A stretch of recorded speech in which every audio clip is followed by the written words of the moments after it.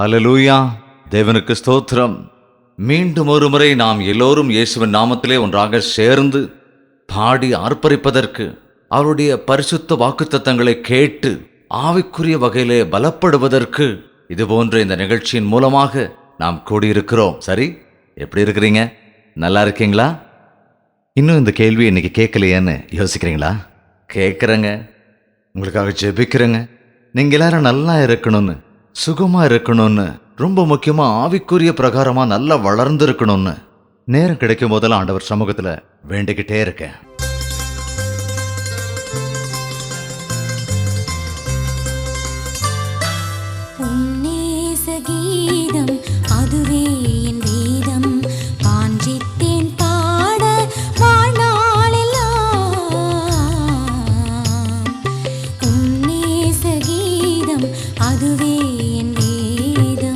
தீமோத்தேயுக்கு எழுதின 2வது நிருபம் 2வது அதிகாரம் 22வது வசனத்தை வாசிக்கிறேன். பாலியத்திற்குரிய இச்சைகளுக்கு நீ விலகியோடி சுத்த இருதயத்தோடே கர்த்தரை தொழுது கொள்ளுகிறவர்களுடனே நீதியையும் விசுவாசத்தையும் அன்பையும் சமாதானத்தையும் அடையும்படி நாடு. பாலியத்திற்குரிய இச்சைகளுக்கு நீ விலகியோடி சுத்த இருதயத்தோடே கர்த்தரை தொழுது கொள்ளுகிறவர்களுடனே நீதியையும் விசுவாசத்தையும் அன்பையும் சமாதானத்தையும் அடையும்படி நாடு. நீ பால்யத்திற்குரிய இச்சைகளுக்கு விலகியோடு. இளமை பருவம் ரொம்ப இனிமையான காலங்க. இந்த இளமை பருவம்தான் ஒருவருக்கு தங்களுடைய வாழ்க்கையிலேயே ரொம்ப ஆசீர்வதிக்கப்பட்ட காலம். காரணம், நல்ல அழகு, நல்ல இளமை, நல்ல பலம், நல்ல நாலேஜ், இப்படி எல்லா விதத்திலையும் அருமையா திறமையா வாலிபர்கள் இருக்கிறத நம்ம பார்க்குறோம். இளமை பருவம் வரும்போது ஏதோ ஒரு புதிய ஆர்வம் அவங்க முகங்கள், அவங்க மனசில் இருக்கிறத நம்ம பார்க்க முடியும். நல்லது தான். இளமையான வாலிபர்களும் வாலிப தங்கச்சி மாறும். இதனால் தேவன் அவர்களுக்கு கொடுத்த அழகையும் சௌந்தரியத்தையும் ஞானத்தையும் அருமையான தங்கள் சரீரத்தையும் தேவனுக்கு சமர்ப்பிக்கிறதுக்கு பதிலாக என்ன செய்கிறாங்க, அதை எப்படி உபயோகப்படுத்துகிறாங்க? தங்களுடைய அழகை பார்த்து அப்படியே மயங்கி போய் அந்த அழகை இன்னும் அதிகரிக்கணுங்கிற முயற்சி செஞ்சு மற்றவங்களை இம்ப்ரெஸ் பண்ணணுங்கிற நினைப்பிலேயே இருக்கிறாங்களே தவிர, இளமை பருவத்தில் பரிசுத்தமாக ஜீவிக்கணும்னு தங்களுடைய சரீரத்தை தேவனுடைய ஆலயம்னு காத்துக்காம, இளமை பருவத்தில் வருகிற எண்ணங்களும் இச்சைகளும் கேவலம் தற்காலிகமானது அப்படிங்கிறத மறந்து போயிடுறாங்களே. இளமை வாலிபனே, உன்னுடைய வாழ்க்கை எப்படி இருக்கு? வாலிப சகோதரியே, நீ எப்படி இருக்கிற? இன்னைக்கு உலகத்தில் வாலிபர்கள் தான் ரொம்ப சீக்கிரமாக கெட்டு போயிடுறாங்கல்ல. இந்த இன்டர்நெட் வந்ததுக்கு அப்புறம், இந்த லேட்டஸ்ட் டெக்னாலஜி வந்ததுக்கு அப்புறம் உலகத்தில் எந்த மூலையில் எது நடந்தாலும் அதெல்லாம் உன் கையில் வந்து நீ பார்க்குற அளவுக்கு வாய்ப்பு கிடைச்சிருச்சுல. தேவனுடைய வார்த்தை சொல்லுது, பாலிய இச்சைகளுக்கு விலகி ஓடு. பாலிய இச்சைகளுக்கு விலகி ஓடணுமா? இந்த பாலிய இச்சைகளை தேடி ஓடும்போது அந்த இச்சைகள் உன்னை எதற்குமே உதவாத ஒருவனாய் மாற்றி போடும். உன் இச்சைகள் உன்னை சீரடித்து சின்னாபின்னமாக்கிவிடும். எத்தனையோ வாலிபர்கள் என்று சரீர இச்சைகளுக்கு இடம் கொடுத்து தன்னுடைய வாலிப பருவங்களிலேயே அழிந்து போயிருக்கிறார்கள். 8வது 9வது படிக்கிற பிள்ளைகள் கூட இந்த நாட்களில் அசிங்கமான லௌகீக சம்பந்தப்பட்ட கதைகளுக்கு, விஷயங்களுக்கு, வார்த்தைகளுக்கு அடிமையாகி போயிருக்கிறார்கள் என்று சொல்லுகிறார்கள். காலேஜுக்கு போகும் முன்னதாகவே எத்தனையோ பிள்ளைகள் தங்களுடைய கற்பை இழந்திருக்கிறார்கள், தங்களுடைய பரிசுத்தத்தை இழந்து போயிருக்கிறார்கள் என்று சொல்லுகிறார்கள். தப்பான ஒரு ஸ்நேகத்திற்கு அடிமையாகி பாய் ஃப்ரெண்ட்ஸோடு கேர்ள் ஃப்ரெண்ட்ஸோடு சுற்றுவதற்கும், தங்களுடைய பாக்கெட் மணிக்கும், தங்களுடைய செலவிற்கும் தங்களுடைய இளமை பருவத்தை பாழாக்கி கொண்டிருக்கிறார்கள் என்று ஆய்வுகள் சொல்கிறது. இந்த நிகழ்ச்சியை பார்த்து கொண்டிருக்கிற அன்பான சகோதர சகோதரியே, என் அன்பு வாலிப சகோதரனே சகோதரியே, உன்னுடைய வாழ்க்கை எப்படி இருக்கிறது? உன்னுடைய சரீரம் தேவனுடைய ஆலயம் என்பது உனக்கு தெரியுமா? அதை பரிசுத்தமாய் காத்துக்கொள்ள வேண்டும் என்பது உனக்கு தெரியுமா? நீ உன் சரீர இச்சைகளுக்கு இடம் கொடுத்தால் உன்னுடைய வாழ்க்கையிலே நீ என்ன சாதிக்கப் போகிறாய்? நீ எதை விதைக்கிறாயோ அதையே அறுப்பாய். இப்பொழுது நீ உன் இஷ்டத்திற்கு உன் வாழ்க்கை நடத்துவாய் என்றால் உன்னுடைய எதிர்காலம் பாழாகி போய்விடும், நாசமாகி போய்விடும். படிக்க வேண்டிய காலத்திலே, காலேஜிற்கு போக வேண்டிய நாட்களிலே, கற்றுக்கொள்ள வேண்டிய நாட்களிலே உனக்குள் தோன்றுகிற இச்சைகளுக்கு நீ இடம் கொடுத்து வாழ்க்கைக்கு தேவையான காரியங்களை கற்றுக்கொள்வதை விட்டுவிட்டால் உன் எதிர்காலம் என்னாகும்? இளமை பருவத்தில் ஜாக்கிரதையாயிரு. வாலிப இச்சைகளுக்கு விலகியோடு. உலக பிரகாரமான இச்சைகளுக்கு இடம் கொடுக்காதே. அவ்விசுவாசியைப் போல அசட்டையாயிராதே. துன்மார்க்கரின் வழியிலே நடந்து உன் வாழ்க்கையை கெடுத்துக் கொள்ளாதே. உன் நண்பன் யார் என்று சொல், நான் உன்னை பற்றி சொல்லுகிறேன் என்று சொல்லுகிறார்கள் இல்லையா? சென்னை, ஹைதராபாத், பெங்களூர் போன்ற நகரங்களுக்கு வருகிறவர்கள் கிராமத்திலிருந்து வரும்பொழுது மிக நல்லவர்களாக வருகிறார்கள். ஆனால் ஒரு தம்பி ஒரு இன்ஜினியரிங் காலேஜிலோ இல்லை ஐஐடியிலேயோ ஒரு லா காலேஜ்லையோ அல்லது மெடிக்கல் காலேஜ்லையோ ஜாயின் பண்ணதுக்கு அப்புறம் அவங்க கொஞ்ச நாள்லயே பட்டணத்து நாகரீகங்களுக்கு அவர்கள் ஆட்பட்டு சரீர இச்சைகளுக்கு இடம் கொடுத்து விடுகிறார்கள். இதர பாவங்களுக்கு இடம் கொடுக்கிறார்கள். கெட்ட சிநேகிதங்களுக்கு அருமையாகி போகிறார்கள். எவ்வளவோ பிரில்லியண்டாக இருக்கிற மாணவர்கள் கூட ஒரு பாடத்தில் கூட பாஸ் ஆகாத நிலைமைக்கு வந்து விடுகிறார்கள். காரணம், மனம் நிலையற்ற நிலைமை. பாவம் மனிதனை சின்னாபின்னமாக்குகிறது, நிலையற்றவனாக ஆக்கிவிடுகிறது. கான்சென்ட்ரேட் பண்ணவே முடியாத ஒரு நிலைமைக்கு பாவம் மனிதனை இழுத்துச் சென்று விடுகிறது. தாழ்வு மனப்பான்மைக்கு கொண்டு போய் விடுகிறது. பாவம் செய்யும் போது நல்லாத்தான் இருக்குமே தவிர, பாவம் செய்ததுக்கு அப்புறம் அந்த கில்ட், குற்ற உணர்ச்சியை ஏற்படுத்தி இருதயத்திலே நொறுக்கிவிடும். தான் செய்தது தப்பு என்று தன் மனசாட்சி உறுத்தி கொண்டே இருக்கும். ஆமா, உன்னுடைய மனசாட்சி உன்னை எச்சரிக்கிறதா இல்லையா? உன் தாய் தந்தையை நீ மோசம் செய்கிறாய் அல்லவா? பெற்றோரிடத்தில் பொய் சொல்லுகிறாய் அல்லவா? அவ்வளவு அன்பு செலுத்தி உனக்காக எவ்வளவோ தியாகங்கள் செய்த பெற்றோரை எவ்வளவு நீ ஏமாற்றுகிறாய், துக்கப்படுத்துகிறாய், துரோகம் செய்கிறாய். உன் மனசாட்சி உன்னை குத்தவில்லையா? உன் இருதயத்திலேயே உன் மீது விரக்தி வரவில்லையா? சிச்சி, நான் ஏன் இப்படி செய்கிறேன் என்று நீ துக்கப்படவில்லையா? அதற்கு பிறகு நீ என்ன செய்ய போகிறாய்? மறுபடியும் அந்த வேதனையை மறந்து போவதற்கு மீண்டும் ஒரு பாவத்திற்கோ, மீண்டும் ஒரு போதைக்கு அடிமையாகிற காரியத்திற்கோ, வேறு ஏதாவது பாவத்திற்கோ இடம் கொடுத்து வாழ்க்கை சீரியஸா எடுத்துக்கொள்ளாம விளையாட்ட நினைக்கிறாயா? சகோதரனே, உன்னுடைய வாழ்க்கை உன்னுடையது. உன்னுடைய தாய் தந்தை கொஞ்ச காலம் உன்னோடு இருப்பார்கள், கொஞ்ச காலம் உன்னை போஷிப்பார்கள். உன் வாழ்நாள் முழுசு அவங்க உன்னோட இருக்க மாட்டாங்கல்ல. உன் வாழ்க்கையில உன் காலில் தான் நீ நிற்கணும். உனக்குன்னு ஒரு குடும்பம் இருக்கு இல்லையா? இந்த நாட்களில் நீ அசட்டியா வாழ்ந்திருந்தன்னா நாளைக்கு உன்னுடைய வாழ்க்கை என்ன ஆகும்? உன்னுடைய எதிர்காலம் என்ன ஆகும்? உன்னுடைய நிலைமை என்ன? உனக்கு பிறந்த குழந்தைகளோட நிலைமை என்ன? ஒரு தடவை யோசிச்சுப்பார். விலகியோடு.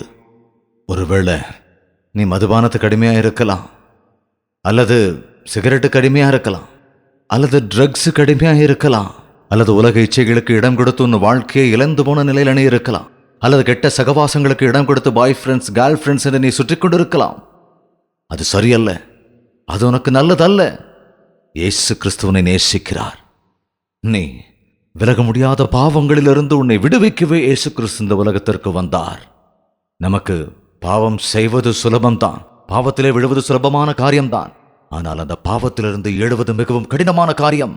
அநேகர் விழுந்த பிறகு வருத்தப்படுவார்கள். ஐயோ, நான் விழுந்து விட்டேனே, ஐயோ, நான் கெட்டுப்போய் விட்டேனே, என்னுடைய வாழ்க்கை அழிந்து போய் விட்டதே, என் வாழ்க்கை முடிந்து போய் விட்டதே, இனி என்னுடைய வாழ்க்கை அவ்வளவுதான், என்னுடைய தலை விதி, என்னுடைய தரித்திரம் என்று தம்மை தாமே திட்டிக் கொண்டிருக்கிறார்கள்.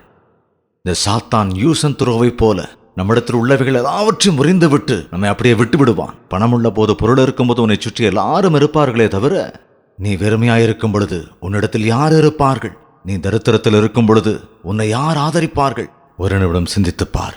உன் வாழ்க்கை எப்படி இருக்கும்? உன் வாழ்க்கையில நீ என்ன செய்கிறாய்? இந்த நாளிலே இயேசு கிறிஸ்து உன்னோடு பேசுகிறார். உன்னை சரி செய்ய வேண்டும், நீ பரிசுத்தமாய் வாழ வேண்டும் என்று, உன்னை சுத்திகரிக்க வேண்டும் என்று தேவன் விரும்புகிறார். என்னுடைய இள வயதிலே தேவன் என்னை தொட்ட பொழுது நான் எவ்வளவோ அவரை விட்டு விலகிப்போன நிலைமையிலும், இந்த உலக பாவ காரியங்களில் முழுகிப்போன நிலை வந்த போதும், சரியாக என்னுடைய 18வது வயதிலே கெட்ட காரியங்களுக்குள் நான் போக வேண்டிய சமயத்திலே அற்புதமாக தேவன் என்னை தொட்டார். நான் அவருக்கு உடனே தலை வழங்கினேன். அவருக்கு என்னை நான் ஒப்புக் கொடுத்தேன். என்னுடைய இளம் வயது முழுவதும் இன்று வரைக்கும் அவருடைய சாட்சியாக வாழ்கிறேன். உன்னுடைய வாழ்க்கையும் கூட தேவனுக்கு ஒப்படை. பருவ இச்சைகளை விட்டு விட்டு விலகியோடு. ஓடு, பருவ இச்சைகளுக்கு தூரமாக விலகிப்போ என்று தேவவசனம் சொல்கிறது. திருமணமான பிறகு, திருமண வாழ்க்கைக்கு பின்னாலே வேறொரு பெண்ணோடு நீ சம்பந்தம் வைத்துக் கொள்ளும் பொழுது அதை விபச்சாரம் என்று சொல்லப்படுகிறது. அது திருமணத்திற்கு முன்பு ஒரு வாலிபனோ அல்லது ஒரு வாலிப சகோதரியோ தன்னுடைய இஷ்டப்படி வாழ்ந்து உலக இச்சைகளுக்கு இடம் கொடுத்தால் அதை ஒழுங்கீனம் என்று சொல்லுகிறோம். வழி தவறி விபச்சாரம் செய்கிறவர்களை தேவன் கட்டாயம் தண்டிப்பார். இந்த சரீரம் தேவனுடைய ஆலயம் என்பதை மறந்து விட்டீர்களா? யாராவது இந்த ஆலயத்தை கெடுத்தால் நான் அவர்களை கெடுப்பேன் என்றார். இந்த நாட்கள் எவ்வளவோ இளம் வயதினர் தங்கள் சரீரத்தை கெடுக்கிறார்கள், தங்கள் வாழ்க்கையையும் கெடுத்துக் கொள்கிறார்கள். தங்கள் வாழ்க்கையில் எதையுமே சாதிக்க முடியாதவர்களாக தோற்றிருக்கிறார்கள். பாலிய இச்சைகளை விட்டு ஓடி போயிடு. இளம் வயதுனா என்ன? நல்லா சாப்பிட்றது, நல்லா குடிக்கிறது, சுதந்திரமா இருக்கிறது, நல்லா ட்ரெஸ் போட்டுக்கிறது, என்னங்க இஷ்டப்படி வாழணும், ரொம்ப நேரம் தூங்குறது, விருப்பப்பட்டதையெல்லாம் சாப்பிட்றது, கண்டபடி ஊர் சுத்துறது, ஜாலியாக இருக்கணும், கடமைகள் இல்லாமல் இருக்கணும். இதைத்தானே இளம் பருவத்தினர் ஆசைப்படுறாங்க. பட் ஒரு தடவை யோசிச்சு பாருங்க, உன்னுடைய வாழ்க்கை முழுவதும் அப்படியே இருக்க முடியாது. உன்னுடைய வாழ்க்கையில் கொஞ்ச காலம் நீ இளைஞனா இருப்ப. 18லேருந்து 20, 21 வயசு வரைக்கும் நீ இளைஞன்னு ஒன்றை சொல்லிக்க முடியும் இல்லையா? இல்லை ஒரு 30 வயசு வரைக்கும் கண்டிப்பாக அப்படி சொல்லலாம். ஆனால் உன்னுடைய வாழ்க்கையில் பாதி வாழ்க்கை முடிஞ்சதுக்கப்புறம் நீ திரும்பி பார்த்தன்னா நீ சாதிச்சது என்னன்னு நினச்சிப்பாரு. உன்னுடைய வாலிப பிராயத்தில் உன் சிருஷ்டிகரை நினைவு வேதம் சொல்லுது. பாலியத்திற்குரிய இச்சைகளுக்கு விலகி ஓடுன்னு வேதம் சொல்லுது. பிரசங்கின் புத்தகம் 11வது அதிகாரம் 9வது வசனம் எப்படி சொல்கிறது? வாலிபனே, உன் இளமையில் சந்தோஷப்படு, உன் வாலிப நாட்களிலே உன் இதயம் உன்னை பொறிப்பாக்கட்டும், உன் நெஞ்சின் வழிகளிலும் உன் கண்ணின் காட்சிகளிலும் நட. நல்லா இருக்குல்ல? வாலிபனே, உன் இளமையிலே சந்தோஷப்படு, சந்தோஷமா இரு. வாலிப வயசுல ஒரு மூலையில முடங்கி கிடன தேவன் சொல்லல. சந்தோஷமா இரு, ஆனந்தமா இரு, கடகடன்னு உன்னுடைய வேலைகளை செய், சுறுசுறுப்பாரு. தேவனுடைய வசனங்களை படிச்சு தியானம் பண்ணு, தேவனுடைய பாடல் பாடி அவரை துதி, தேவன் உனக்கு கொடுத்திருக்கிற ஆரோக்கியத்திற்காக அவருக்கு தினமும் நன்றி சொல்லு. உன்னுடைய வாலிப வயசுல சந்தோஷமாரு. எதுல இருக்கு உன்னுடைய சந்தோஷம்? பாவத்துல இல்ல, தேவனுடைய பிள்ளையா சந்தோஷப்படு. சாத்தானோடு அல்ல, தேவனோடு சந்தோஷப்படு. வெளி உலகத்துல இல்ல, தேவாலயத்துல அவரை துதிக்கிற இந்த இளம் வயசுல தேவன் உனக்கு கொடுத்திருக்கிற நல்ல தாளந்துகளை தேவனை மகிமைப்படுத்துறதுக்காக பயன்படுத்து. வாலிபனே, உன் வாலிப நாட்களில நீ சந்தோஷப்படு. உன் வாலிப நாட்களில உன் இருதயம் உன்னை பூரிப்பாகட்டும். இளம் வயசுல கவலையா இருந்தா எப்படியா? இளம் வயசுல அழுதுகிட்டே இருந்தா என்ன அர்த்தம்? வாலிப வயசுல பார்த்து அது இல்லை, இது இல்லை, அது இல்லை, இது இல்லைன்னு எப்ப பார்த்தாலும் சலிச்சுக்கிட்டு முறுக்கிக்கிட்டு உட்கார்ந்து இருக்கிறதுல என்ன பிரயோஜனம்? சந்தோஷமாறு. தேவன் உனக்கு கொடுத்ததை நினைச்சு சந்தோஷப்படு. தாய் தந்தைக்காக தேவனை துதி. படிக்க கிருபை கொடுத்த தேவனுக்கு நன்றி சொல்லு. காலேஜில் சேர்த்ததுக்காக தேவனுக்கு நன்றி சொல்லு.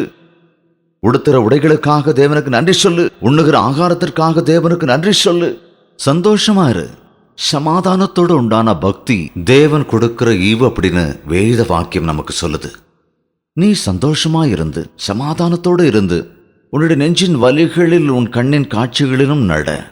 ஓகே, உன் விருப்பப்படி செய். என்னங்க, உனக்கு என்ன விருப்பமோ அதை செய். செய். ஆனா ஒரு விஷயம் ஞாபகத்தில் வச்சுக்கோ. என்ன தெரியுமா? எல்லாத்தின் நிமித்தம் தேவன் உன்னை நியாயத்தில் கொண்டு வந்து நிறுத்துவார். அதை ஞாபகத்தில் வச்சுக்கோ. எதுக்கெல்லாம் எதுல நீ சந்தோஷப்படுறியோ, எதுல நீ பூரிப்படுறியோ, உன் ஆசைகள் என்னவோ, உன்னுடைய எண்ணெய்கள் என்னவோ, உன்னுடைய விருப்பம் என்னவோ, நீ செய்கிற வேலை என்னவோ, இதெல்லாத்தையும் நிமித்தமா நீ தேவனிடத்துல கணக்கு கொடுத்தாகணும். நியாயத்தீர்ப்பு நாளில் ஆண்டவர் உங்ககிட்ட கணக்கு கேட்பார். உனக்கு கொடுத்த அழக நீ எப்படி பயன்படுத்தின? உனக்கு கொடுத்த ஞானத்தை நீ எதுக்காக பயன்படுத்தின? உன்னோட சரீரத்தை நீ எப்படியெல்லாம் பயன்படுத்தின அப்படின்னு நீ தேவனுக்கு கணக்கு கொடுக்கணும். இந்த சரீரம் மூலமா நீ செய்கிற ஒவ்வொரு காரியங்களிலும் அது நல்லா இருந்தாலும் சரி, கெட்டா இருந்தாலும் சரி, தேவனுக்கு நீ கணக்கு ஒப்படைச்சே ஆகணும். உன் வாய் நின்று வருகிற ஒவ்வொரு வார்த்தைக்கும் நீ தேவனிடத்துல கணக்கு சொல்லியே ஆகணும். அவர் நம்ம எஜமானன், அவர் நம்ம படைச்சவர், நமக்கு எல்லாத்தையும் கொடுத்தவர். நம்ம கிட்ட கணக்கு கேட்க மாட்டாரா? நமக்கு யாராவது 100 ரூபாய் கொடுத்தா நம்ம கிட்ட கணக்கு கேட்க மாட்டாங்களா? நம்மளும் கணக்கு கொடுக்க வேண்டியது இல்லையா? உன்னுடைய வாழ்க்கையில இவ்வளவு ஆசீர்வாதமா கொடுத்திருக்கிற தேவன், உனக்கு எல்லாத்தையும் கொடுத்திருக்கிற ஆண்டவர் உன்னை கணக்கு கேட்கறதுக்கு அதிகாரம் இல்லையா? நீ கணக்கு சொல்லும் போது தேவனுடைய கோபாக்கினைக்கு ஆளாகிறதுக்கு முன்னால நீ ஜாக்கிரதையா வாழணும். உன்னுடைய இருதயத்தை சந்தோஷமா வச்சுக்கோ. ஒருத்தர் வாலிப வயசுல சந்தோஷமா இருக்கணும்னா பாவத்துல தான் இருக்க முடியுமா? பாவிகளோட தான் சந்தோஷமா இருக்க முடியுமா? தாய் தகப்பனோட நீ சந்தோஷமா இருக்கலாம் இல்லையா? அண்ணன் தம்பியோட அக்கா தங்கச்சி கூட சந்தோஷமா இருக்கலாமே. தேவனுடைய வார்த்தை சொல்லுது, உன் வாலிப இச்சைகளுக்கு விலகி ஓடி சுத்த இருதயத்தோடு கர்த்தரை தொழுது கொள்கிறவர்களோடு நட்பு வை. நீ பரிசுத்தமாய் வாழ வேண்டும் என்று, உன்னை சுத்திகரிக்க வேண்டும் என்று தேவன் விரும்புகிறார். நீ ஜாக்கிரதையா வாழணும். என் அன்பு வாலிப சகோதரனே, சகோதரியே, எஸ், நிறைய பேர் நினைச்சுக்கிறாங்க பக்தினா அழுத முகத்தோடு இருக்கிறதுன்னு, கடுகடுன்னு முகத்தை வச்சுக்கிறதுன்னு. இல்லவே இல்லைங்க. திரும்ப திரும்ப வேதம் சொல்லுகிறது, கர்த்தருக்குள் எப்போதும் மகிழ்ச்சியாயிருங்கள், அது தேவனுடைய சித்தம். தேவனுக்குள் மகிழ்ச்சியாயிருங்கள். மறுபடியும் சொல்றேன், தேவனுக்குள் மகிழ்ச்சியாயிருங்கள். சிரமத்தில் இருந்த பவுல் சொல்றாரு, கிறிஸ்துவுக்குள்ளான சந்தோஷத்தை நான் அனுபவித்த பிறகு இந்த உலகத்தின் சந்தோஷம் எனக்கு பைத்தியமாய் தோன்றுகிறது. பைத்தியக்காரன் எப்போது சந்தோஷமா தான் இருப்பான். பைத்தியக்காரன் பார்த்தா எப்போதும் அவன் சந்தோஷமா இருக்கிற மாதிரி தான் தெரியும். ஆனா பைத்தியக்காரனுடைய சந்தோஷத்தினால யாருக்காவது பிரயோஜனம் இருக்கா? இந்த உலகத்தின் கொடுக்கிற சந்தோஷம் பைத்தியகாரத்தனமானது. எதுக்கு சிரிக்கிறோமோ அவங்களுக்கு தெரியாது, எதுக்கு வாழ்றோமோ அவங்களுக்கு தெரியாது. அவங்க வாழ்க்கையில உண்மையா எதுவுமே இல்லைங்க. தேவனுக்குள் சந்தோஷமாயிரு, கிறிஸ்துவுக்குள் சந்தோஷமாயிரு. தேவன் கொடுக்கிற சந்தோஷத்தை அனுபவிக்கும் பொழுது இந்த உலக சந்தோஷத்திற்கு ஒருபோதும் நாம் ஆசைப்படவே மாட்டோம். கர்த்தருக்குள் மகிழ்ச்சியாயிருங்கள். உலக இச்சைகளுக்கு ஆளாகாதீங்க. இளமை காலத்துல உங்க இஷ்டத்துக்கு வாழ்ந்து பெரியவனானதுக்கப்புறம் நல்லவன் ஆயிடுவேன்னு நினைக்காத. எல்லாம் வாலிப காலத்துல வர்ற பாவம் தான், இது சகஜமானதான், பெரியவனானு சரியா போயிடும் நினைக்காத. உன்னுடைய இளமை காலத்துல நீ எதை விதைக்கிறியோ அதையே தான் உன் முதிர் வயதிலே அறுப்பாய். தேவனை சார்ந்த சந்தோஷமாயிரு. உன் சரீரத்தை கெடுப்பவற்றை தூக்கி எறிந்துவிடு. தேவனோடு சார்ந்து அன்பையும் விசுவாசத்தையும் பரிசுத்தத்தையும் சமாதானத்தையும் தேடு. உன் வாழ்க்கையிலே தேவன் மீது அன்பிருந்தா, தேவன் மீது விசுவாசமாயிருந்தா, நம்முடைய வாழ்க்கையிலே தேவன் கொடுத்த சமாதானத்தோடு, நீ தேவன் கொடுத்த சமாதானத்தை கிடைத்த பிறகு எதை பற்றியும் கவலைப்பட மாட்டாய். சமுத்திரம் கொந்தளித்தாலும் மலைகள் பெயர்ந்து போனாலும் எந்த விதமான ஒரு கலக்கம் இல்லாமல், கலவரம் இல்லாமல் சமாதானத்துடன் இருக்க முடியும். காரணம், என்னுடைய சமாதானத்தை உனக்கு வைத்து போகிறேன், என் சமாதானத்தை உனக்கு வைத்து போகிறேன், உலகம் தரக்கூடாத சமாதானத்தை உனக்கு தருகிறேன் என்றார். நீ சமாதானமாயிருப்பாய். இன்றைக்கு எத்தனையோ வாலிபர்கள் கலக்கமடைந்து காணப்படுகிறார்கள். வாழ்க்கையை தங்களுடைய இஷ்டப்படி வாழ்ந்து, தாங்க நினைக்கிறபடியெல்லாம் வாழ்ந்து கடைசியில் அழிஞ்சு போயிடலாம், தற்கொலை பண்ணிக்கலாங்கிற முடிவுக்கு போயிடுறாங்க. லவ் ஃபெயில் ஆயிடுச்சுன்னு சொல்றாங்க. உங்களுக்கு தெரியுமா, லவ் நெவர் ஃபெயில்ஸ். நீங்க நினைக்கிறது லவ் இல்லைங்க, அது ஒரு இன்ஃபாக்சுவேஷன், ஒரு விதமான ஒரு கவர்ச்சி. இந்த ஆப்போசிட் செக்ஸ் மீது ஏற்படுற ஒரு ஈர்ப்பு, ஒரு கவர்ச்சி, அது அன்புன்னு நினைச்சு ஏமாந்து போயிடுறீங்க. கல்யாணத்துக்கு முன்னாடியே விருப்பம் போல தெரிஞ்சு தன்னுடைய கன்னித்தன்மையும் பரிசுத்தையும் கெடுத்துக்கிறாங்க. இது போல இன்னைக்கு ஒவ்வொரு வாலிப வயசுலையும் நான் அநேகர்கிட்ட நம்ம பார்க்குறோம். ஐயோ, என்னுடைய சரீரம் தேவனுடைய ஆலயமாச்சே, நான் தேவனுக்காக பரிசுத்தமா வாழணுமே அப்படிங்கிற எண்ணம் அநேகருக்கு இல்லைங்க. இன்று முதல் உன் வாலிப இச்சையிலிருந்து விலகி ஓட கற்றுக்கொள். சிலர் சொல்லுவாங்க, நான் ஓடி போனாலும் சாத்தானே என் பின்னாலே ஓடி வரானுங்க, நான் விலகி ஓடினாலும் என்னுடைய இச்சைகள் என்னை துரத்துக்கிட்டு வருதே. பாவங்களை சுமந்துக்கிட்டே ஓடுறதுல எந்த பிரயோஜனமும் இல்லைங்க. உன் வாலிப இச்சைகளை விட்டு நீ ஓடி ஆகணும். எங்க போகணும்? நீ விட்டுட்டு மறுபடியும் அந்த கெட்ட உலகத்துக்கு போனா அங்கேயும் அவன் இருப்பானே. நீ தேவனை நோக்கி பிரார்த்தனை பண்ணு, தேவ சந்நிதியை நோக்கி ஓடு. இது போல தேவனுடைய விஷயங்களை கேட்கறதுக்கு விருப்பத்தோட ஓடு. தேவாலயத்திற்கு ஓடி தேவனோடு தேவ ஐக்கியத்தில் கலந்துரு. உனக்காக பிரார்த்தனை பண்ணுகிற ஒரு நல்ல இதயம் உள்ளவர்களோடு சேர்ந்திருக்க முயற்சி செய். வாலிப வயதில் நீ ரட்சிக்கப்பட்டவுடனே தேவனிடத்தில் முழங்கால் படியிட்டு ஜெபம் பண்ணு. முழங்கால் படியிட்டு ஜெபிக்கவும் தியானிக்கவும் பழகிக்கொள். உன் வாலிப இச்சைகளை விட்டு விலகியோடு. கர்த்தரை நோக்கி தொழுது கொள்ளுகிறவர்களோடு நீதியையும் விசுவாசத்தையும் அன்பையும் சமாதானத்தையும் அடைய நாடு என்று வேத வாக்கியம் நமக்கு சொல்லுகிறது. அன்பு சகோதரனே, சகோதரியே, இந்த நேரத்திலே தேவன் உன்னோடு பேசியிருக்கிறார். இப்பொழுதே நான் வாலிப இச்சையால் கெட்டு போயிருக்கிறேன், இதிலிருந்து மீள முடியாது, என் வாழ்க்கை அவ்வளவுதான் என்று நீ கவலையோடு இருக்கலாம். உன்னோடு தான் தேவன் பேச விரும்புகிறார். அவரால் தான் உன்னை மீட்க முடியும். அவரால் உன் வாலிப இச்சையிலிருந்து உன்னை விடுவிக்க முடியும். நீ அவருடைய சாட்சியாய் வாழ முடியும். உங்களுக்கு தெரியுமா, இயேசு கிறிஸ்துவனுடைய இரத்தம் சகல பாவங்களிலிருந்து நம்மை பரிசுத்தமாக்குகிறது. உன் வாழ்க்கையை நீ பாழாக்கி விட்டாய். நோய்களை வர வச்சிருக்க, மனசு முழுவதும் கெடுத்துக்கிட்டு இருக்க, படிப்பு கெட்டு போச்சு, தாய் தகப்பனுக்கு வேதனையை கொடுத்திருக்க, வாழ்க்கையில விரக்தி அடைஞ்சிருக்க, தப்பிக்க வழியேது இல்லாம எல்லாமே கைமீறி போன நிலையில செத்து போயிடலான்னு நினைச்சிட்டு இருக்க. ஆனால் தேவன் உன்னை அழைக்கிறார். இன்றைய தினமே நீ எந்த இடத்துல இருந்தாலும் அங்க, ஆண்டவரே என் வாழ்க்கையை நான் உம்மிடத்தில் ஒப்படைக்கிறேன், என்னுடைய எதிர்காலத்தை உங்ககிட்ட கொடுக்கிறேன், என் வாழ்க்கையிலிருந்து விடுபடாத நிலையில் இருக்கிறேன், வாலிப இச்சையால நான் நொந்து நலிந்து போயிருக்கிறேன், மீளவே முடியாத நிலைமையில இருக்கிறேன், ஆண்டவரே என்னை மீட்டெடுங்கப்பா. நீ அவர்கிட்ட வேண்டிக்கிட்டேன்னா இதுவரைக்கும் உன்னுடைய இஷ்டப்படி நீ வாழ்ந்து அடைஞ்ச அந்த நோய்களையும் கேவலமான நிலைமையையும் உன்னை விடுவிக்கிறதுக்கும் உன்னை சுத்திகரிக்கிறதுக்கும் உன்னை பரிசுத்தவானாக்கி அவருடைய சாட்சியாய் உன்னை வாழ வைப்பதற்கு ஆண்டவர் சித்தமாயிருக்கிறார். நம்புறீங்களா? உங்களை நேசிக்கிற தேவன் ஒருத்தர் இருக்காருன்னு நம்புறீங்களா? நீங்க நாசமா போறது அவருக்கு விருப்பம் இல்லைன்னு நம்புறீங்களா?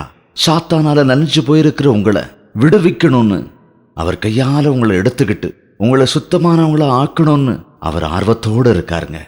தேவனே என்னை மச்சிடுன்னு நீங்க கேட்டீங்கன்னா இரக்கமுள்ள தேவன் உங்களுக்காக இறங்குவார், மன்னிப்பார், பரிசுத்தவானாக்குவார். பெரிய சகோதரன் சகோதரியே, இந்த நற்செய்தியை நீ கேட்டிருக்கும் பரிசுத்த ஆவியானவர் உன்னை பார்க்கிறார் என்று, உன்னை காப்பாற்றுவார் என்று, உன்னை விடுவிப்பார் என்றும், ஏசப்பா சித்தமாய் இருக்கார் என்றும் நீ அறிந்து கொள். இந்த நிகழ்ச்சியை பார்த்து கொண்டிருக்கிற பெரியவர்கள், தாய் தகப்பன்மார், வயதானவர்கள், உங்க பிள்ளைங்க யாராவது தேவனை விட்டு விலகி இருந்தா, ஒருவேளை இளம் பருவத்தினர் உங்க வீட்டில் இல்லாம இருந்தாலும், இந்த நற்செய்தியை அவங்க கேட்க முடியாம போயிருந்தாலும், நீங்க இந்த நேரத்துல, நான் இங்க ஜபிக்கிற அதே நேரத்துல அந்த இளம் பருவத்தினரோட பேரை நீங்களும் சொல்லி தேவனிடத்துல வேண்டுதல் செய்யுங்க. தேவனை விட்டு விலகி போய் அவங்க இஷ்டப்படி வாழ்ற அந்த பருவ வயதினரை பேரோட தேவனுடைய சன்னிதத்துல வச்சு ஜெபம் பண்ணுங்க. அவர் எங்க இருந்தாலும் சரி, தேவ ஆவியானவர் அவர்களை விடுவிப்பார். கவனிங்க, சைனா, இங்கிலாந்து இங்கெல்லாம் ஊழியம் ஸ்டார்ட் பண்ண ஹட்சன் டெய்லர் அப்படிங்கிற ஒரு பெரிய ஊழியக்காரர் அவருடைய தாயாருடைய பிரார்த்தனையினால் ரட்சிக்கப்பட்டார். எவ்வளவு சொன்னாலுமே கேட்காம மனம் போன வாழ்க்கை வாழ்ந்துகிட்டு இருந்த ஹட்சன் டெய்லருங்கிற அந்த இளைஞனுக்காக அவருடைய தாயர் கண்ணீரோடு விசுவாசத்தோடு ஜெபிச்சாங்க. ஒரு நாள் நம்பிக்கையோடு உபவாசம் இருந்து தேவனை நோக்கி பிரார்த்தனை பண்ணாங்க. எங்கேயோ இருக்கிற அந்த இளைஞன் தன்னுடைய ஆபீஸ்ல ஒரு டஸ்ட்பின்ல கிடந்த ஒரு டிராக்ஸ், யாரோ தூக்கி வீசின ஒரு கைப்பிரதி, இயேசு கிறிஸ்துவை குறித்த சுவிசேஷம் அடங்கிய ஒரு டிராக்ஸ் டஸ்ட்பின்ல இருந்து அவருக்கு கிடைத்தது. அவருடைய தாய் எங்கேயோ ஜெபித்துக் கொண்டிருந்த நேரத்தில் அவர் படிக்கும்படியாக அவர் கையில் கிடைத்தது. அதில் உள்ள காரியங்களை அவர் படித்த போது அந்த நேரத்தில் தானே பரிசுத்த ஆவியானவர் அந்த மனிதரை தொட்டார். அந்த இடத்திலேயே முழங்கால் படியிட்டு அப்பொழுது தன்னுடைய இருதயத்தை ஆண்டவரிடத்தில் அவர் கொடுத்து விட்டார். எங்கேயோ ஜெபித்த அந்த தாயின் பிரார்த்தனை வேறு எங்கோ இருந்த மகனுடைய மனதிற்குள் கிரியை செய்தது. ஆமா, அந்த இளைஞன் ரட்சிக்கப்பட்டு அதன் பிறகு பெரிய மனிதனாக, ஹட்சன் டெய்லர் என்ற ஊழியக்காரனாக மிகவும் வல்லமையாக ஊழியம் செய்தார். பல இளைஞர்கள் இந்த சமயத்திலே அவங்களை விடுவிக்க வேண்டும், ரட்சிக்கப்பட வேண்டும், விடுவிக்கப்பட வேண்டும், சாத்தானுடைய கொடிய கரங்களிலிருந்து விடுதலை பெற வேண்டும். அதற்கு நானும் ஜெபிக்கிறேன், நீங்களும் ஜெபியுங்கள். உங்களுடைய பெரிய பையன் பாவமான செயல்களை செஞ்சுக்கிட்டு இருந்தா அவனுக்காக நீங்களும் பிரார்த்தனை செய்யுங்க. ஒருவேளை இந்த நிகழ்ச்சியை பார்த்துக்கிட்டு இருக்கிற நீங்களே கூட வாலிப பிராயத்தில் இருக்கிற சகோதரனாவோ சகோதரியாவோ இருந்தா, வாழ்க்கையில் எல்லாவற்றையும் இழந்து விரக்தி அடைந்த நிலையில இருந்தா, அல்லது இன்னும் இந்த உலக இச்சைகளுக்கு மத்தியில மாட்டிக்கிட்டு உண்மை நிலையை மறந்து தன்னிலை மறந்து இருந்தவங்களா இருந்தா, உங்க வெளியில கொண்டு வரதுக்கு உங்க வாழ்க்கைய தேவன் விரும்புகிறபடியா நீங்கள் அமைத்துக் கொள்ளும்படியா பரிசுத்த ஆவியானவர் தாமே கிரியை செய்ய போகிறார். தயவு செய்து என்னோடு சேர்ந்து நீங்களும் ஜெபிங்க. பிரார்த்தனை. பரிசுத்தமும் பிரியம் நிறைந்த தகப்பனே, இந்த நேரத்திலே காயப்பட்டவர்களும் கரைத்திலே ஒப்பெடுக்கிறோம் ஐயா. ஒரு முறை அவர்களை பாருங்க ராஜா. ஒரு விஷயங்களுக்கு இறங்குங்க தகப்பனே. இந்த நிகழ்ச்சியை பார்த்து கொண்டிருக்கிற இளம் வயதினரை கண்ணோக்கி பாருங்கப்பா. வாழ்க்கையை பாழாக்கி கொண்டு தங்களுடைய இஷ்டப்படி வாழ்ந்து கொண்டிருக்கிற, காலேஜில் நண்பர்கள் கூட போதைக்கு அடிமையாகி தாய் தகப்பனின் இதயங்களை வேதனைப்படுத்தி கொண்டு எந்த விதமான எதிர்காலத்தை பற்றிய கவலையும் இல்லாமல், படிப்பை பற்றி எண்ணங்களே இல்லாமல், வாழ்க்கைனா என்னங்கிற அர்த்தமே புரியாம அலைந்து திரிந்து கொண்டிருக்கிறவர்களை எடுத்து பாருங்கப்பா.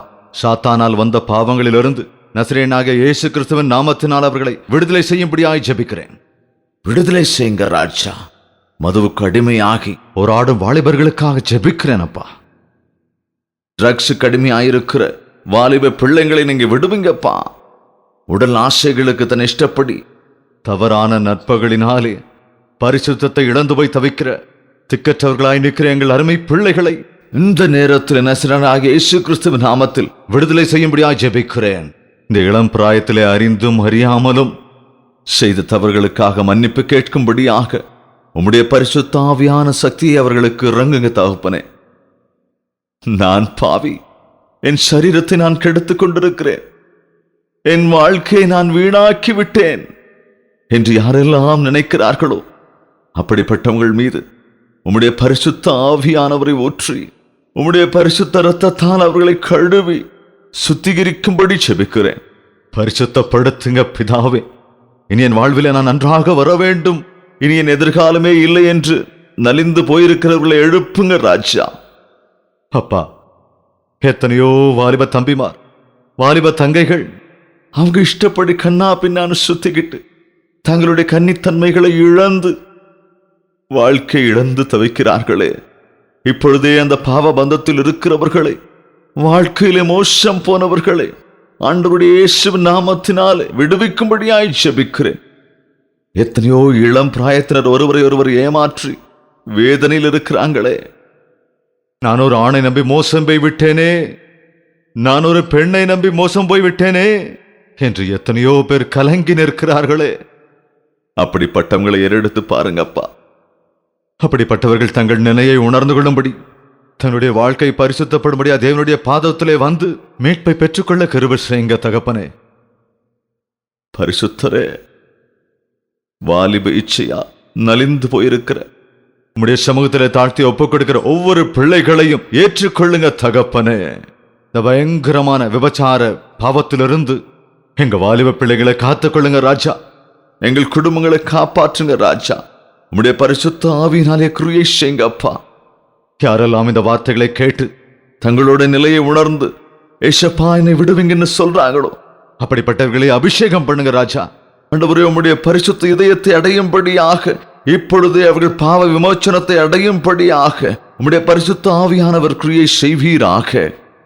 கெட்ட பழக்கங்களுக்கு அடிமையாகி, ஐயோ என் மகன் மாறவில்லையே, என் மகள் தன் விருப்பப்படி வாழ்கிறாளே, என் குடும்பத்தில் எவ்வளவோ வேதனைகள் இருக்கிறது, என் பிள்ளைகள் எனக்கு வேதனை அளிக்கிறார்களே, நான் கடன் வாங்கி கஷ்டப்பட்டு என் பிள்ளைகளை வளர்த்தேனே, காப்பாற்றினேனே, என் பிள்ளைகளை படிக்க வைத்தேனே, ஆனால் எனக்கு துரோகம் செய்தார்களே, என் பிள்ளைகள் நஷ்டத்தை ஏற்படுத்தி கொடுத்து விட்டார்களே, தங்களை தாங்களே நாசம் பண்ணி வைத்திருக்கிறார்களே. எந்த பெற்றோர்கள் வேதனையோடு இருக்கிறார்களோ, யாரெல்லாம் துக்கத்தோடு இருக்கிறார்களோ, எந்த பெற்றோர் இந்த பிரார்த்தனைக்காக அழுது கொண்டிருக்கிறார்களோ அவர்கள் பிரார்த்தனையை கேளுங்க அப்பா. அவங்க குமாரன் எங்கிருந்தாலும் சரி, இந்த நேரத்தில் உம்முடைய பரிசுத்த ஆவியினாலே அவர்களை விடுவிக்க வேண்டுமாய் ஜெபிக்கிறேன். வருத்தப்பட்டு பாரம் சுமக்கிறவர்கள் என்னிடத்தில் வாருங்கள், நான் உங்களுக்கு இளைப்பாறுதல் தருவேன் என்றீரே. வருத்தப்பட்டு தெரிகிற எங்கள் வாலிப பிள்ளைகளை உம்முடைய கரத்தில் ஒப்பு கொடுத்து ஜெபிக்கிறேன் ராஜா. எங்கள் வேண்டுதலை கேளுங்கப்பா. பரிசுத்த ஆவியானவர் கிரியை செய்வீராக. இந்த நிகழ்ச்சியின் மூலமாக எங்கள் வாலிப பிள்ளைகளை பரிசுத்த ஆவியானவர் மீட்க வேண்டும் என்று இயேசு கிறிஸ்துவின் நாமத்தினால் ஜெபிக்கிறேன் பிதாவே, ஆமென்.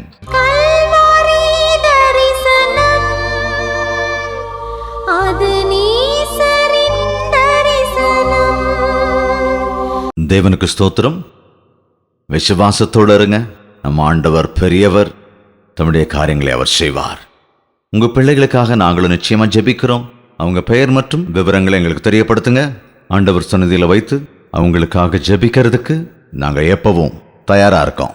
தேவனுக்கு சுத்தமாக மறுபடியும் சந்திக்கலாம். அது வரைக்கும் தேவனுடைய மகா கிருபை உங்களுக்கு துணையா இருப்பதாக. உங்கள் தேவைகள் எல்லாவற்றையும் நீங்கள் எழுத வேண்டிய முகவரி ஜெய்பால் ஃபவுண்டேஷன்ஸ், இலக்கம் 29, new colony road, Velachery, Chennai 6,42,00,000.